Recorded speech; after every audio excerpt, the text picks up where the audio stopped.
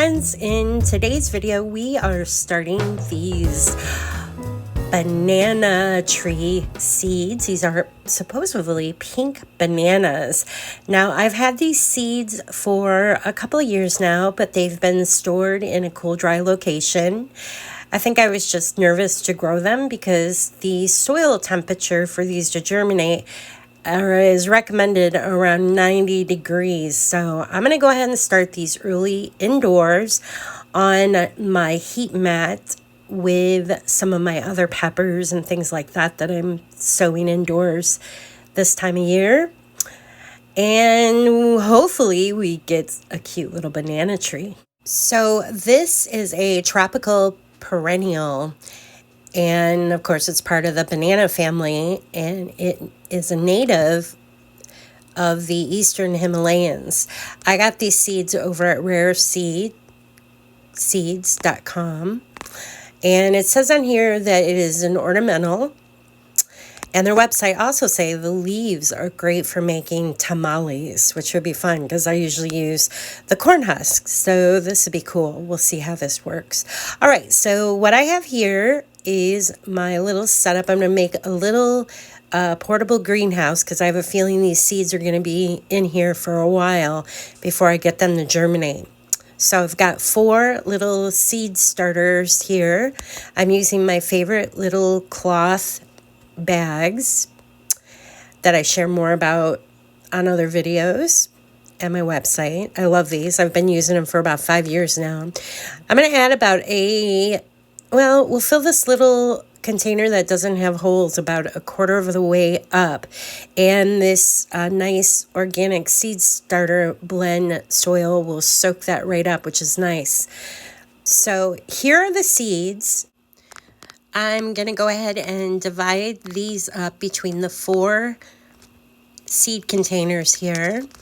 Wouldn't it be nice if all of these actually germinated and I had this many banana trees? Oh, that would be great. All right, so here we go. I like these seeds. They're easier to handle. I probably don't even need the tweezers here, but I'm going to go ahead and do that just for the convenience of doing that. They're easy to work with. A couple of the seeds look smaller than the others, but who knows? Hopefully those will be the ones that germinate.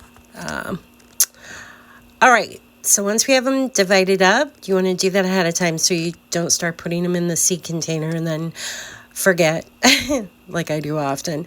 All right, so we're going to go ahead and put these into each container, and then I'm just going to lightly dust over the seed starter blend on top.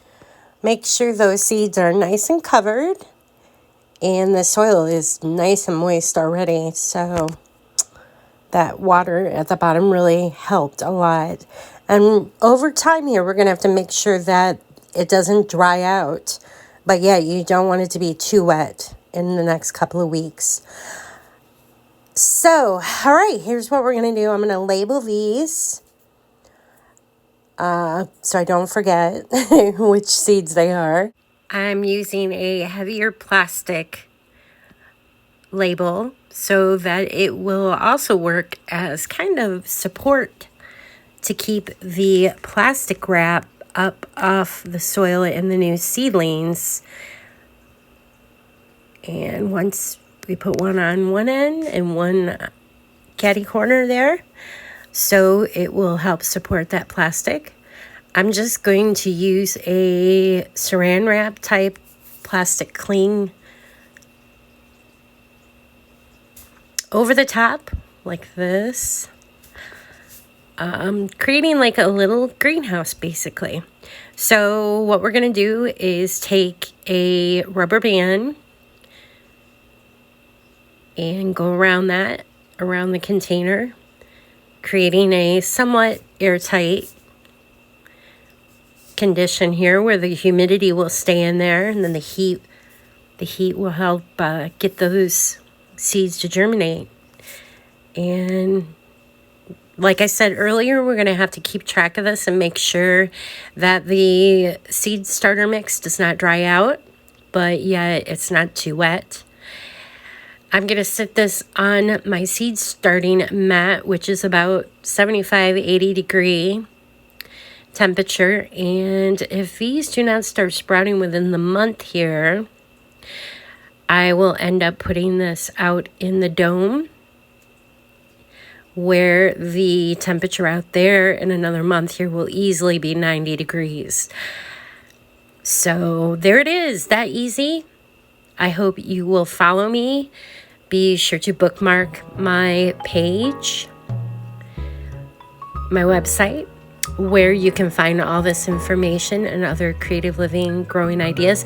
Hopefully in the next few months you might see some little new pink banana trees growing.